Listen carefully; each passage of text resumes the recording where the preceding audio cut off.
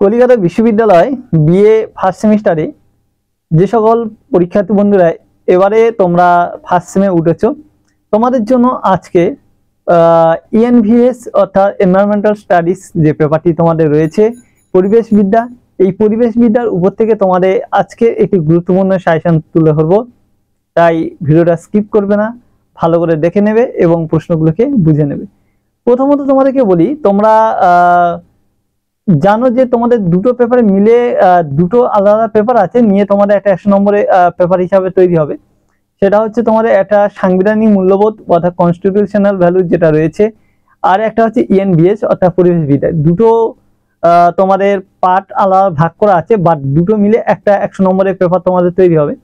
তো আজকে তোমাদের এই যে পরিবেশবিদ্যা নিয়ে আলোচনা করব, পরিবেশবিদ্যার উপর থেকে পূর্বে তোমাদের 5 নম্বর একটি সাজেশন আমি দিয়ে দিয়েছি, বড় প্রশ্ন যেগুলো সেটাকে যারা দেখোনি তারা অবশ্যই কিন্তু দেখে নিও। আর আজকে তোমাদের পরিবেশবিদ্যার উপর থেকে যে 2 নম্বরের অত্যন্ত গুরুত্বপূর্ণ প্রশ্নগুলো এসে থাকে সেইগুলো তুলে হচ্ছি।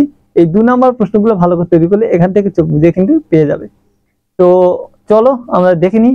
আর অন্যান্য পেপার ইংলিশ, কম্পালসারি ইংলিশ তোমাদের সাজেশন দেওয়া আছে, একটু ফলো করো প্লে লিস্টগুলো, তাহলে কিন্তু তোমরা কিন্তু পেয়ে যাবে সম্পূর্ণ। আর তোমাদের কোনটা কি দরকার, প্রয়োজনীয় জিনিস অবশ্যই কমেন্টের মাধ্যমে জানিও, সেই অনুসারে কিন্তু ভিডিও দেওয়া হবে, আমারও দিতে অনেকটাই সুবিধা হবে। চলো দেখে নিই। আর তার আগে বলবো, যারা চ্যানেল নতুন, ভিডিওটি প্রথমবার দেখছো, এখনো পর্যন্ত চ্যানেলটি সাবস্ক্রাইব করোনি, সেই সমস্ত বন্ধুদের উদ্দেশ্যে অবশ্যই চ্যানেলটিকে সাবস্ক্রাইব করো, সঙ্গে থেকো। এবং পড়াশোনা করতে গেলে সবসময় শিক্ষকদের সঙ্গে আদান প্রদান করতে হয়, তোমাদের কি লাগবে সেটা জানিও, সেই অনুসারে আমারও সাজেশন দিতে সুবিধা হবে। চলো কি কি পড়ছে মানে রাখছে তোমাদের থাকছে, তোমাদের জন্য কি কি প্রশ্ন আসতে চলেছে সেই প্রশ্নগুলোকে একটু নোট ডাউন করে নাও। দেখো বন্ধুরা, তাহলে এখন তোমরা তোমাদের পরিবেশবিদ্যার উপর সিভ্যাকে যে পেপারটা রয়েছে তোমাদের, তো এই পরিবেশবিদ্যার উপর থেকে 2 নম্বরের প্রশ্নগুলো পরপর দেখে নাও।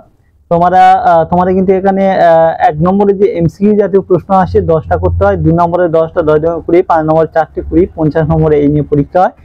তো তোমাদের পূর্বে 5 নম্বরে প্রশ্নের সাজেশন তোমাদেরকে দিয়ে দিয়েছি, যারা দেখোনি এই ভিডিও ডেসক্রিপশন বক্সের মধ্যে তোমাদের সাজেশনের লিঙ্ক দেওয়া থাকবে, তোমরা অবশ্যই করে কিন্তু দেখে নেবে।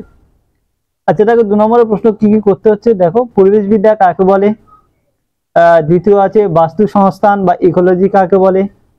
3 নম্বরে বাস্তুতন্ত্র বা ইকোসিস্টেমের সংজ্ঞা দাও।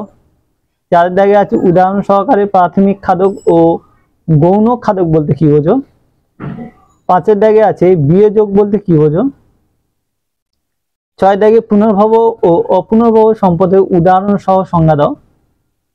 অর্থাৎ পুনর্ভব সম্পদ কাকে বলে উদাহরণ দিতে হবে, অপুনর্ভব সম্পদ বলতে কি বোঝো সেটাও তোমাদের সংজ্ঞা দিতে হবে, উদাহরণ দিতে হবে। প্রচলিত ও অপ্রচলিত শক্তির সংজ্ঞা দাও উদাহরণ সহ। তারপর প্রশ্ন আছে তোমাদের পরিবেশ দূষণ বলতে কি বোঝো? পরিবেশ দূষণ কত প্রকার, কি কি, এগুলো খেয়াল করে রাখবে। 9 দাগে আছে বর্জ্য ব্যবস্থাপনার সংজ্ঞা দাও, বর্জ্য ব্যবস্থাপনা প্রয়োজনীয়তা লেখো। 10 দাগে আর্সেনিক দূষণ বলতে কি বোঝো? 11 দাগে গ্রিন হাউস এফেক্ট বলতে কি বোঝো? 12 দাগে সবুজ বিপ্লব বলতে কি বোঝো? 13 দাগে মিশন লাইফ কি? 14 দাগে পুষ্টি স্তর বা ট্রফিক লেভেল কাকে বলে? 15 দাগে খাদ্য জাল বলতে কি বোঝো? তারপরে 16 দাগে বিয়োজক বলতে কি বোঝো? 17 দাগে স্বভোজী ও পরভোজী বলতে কি বোঝো? 18 দাগে সুস্থায়ী উন্নয়নের সংজ্ঞা দাও। 19 দাগে সুস্থায়ী উন্নয়ন প্রসঙ্গে বিজ্ঞানী ডালির কার্যনির্বাহী নীতিগুলি লেখো। 21 দাগে অটো ইকোলজি, যেটা অটো ইকোলজি বা সিন ইকোলজি বলতে কি বোঝো? 21 দাগে বায়োম কি, বায়োমের বৈশিষ্ট্য লেখো। 22 দাগে প্রাথমিক খাদক এবং গৌণ খাদক বলতে কি বোঝো, উদাহরণ সহ লিখতে হবে। 23 দাগে চিরায়ত সম্পদ বলতে কি বোঝো?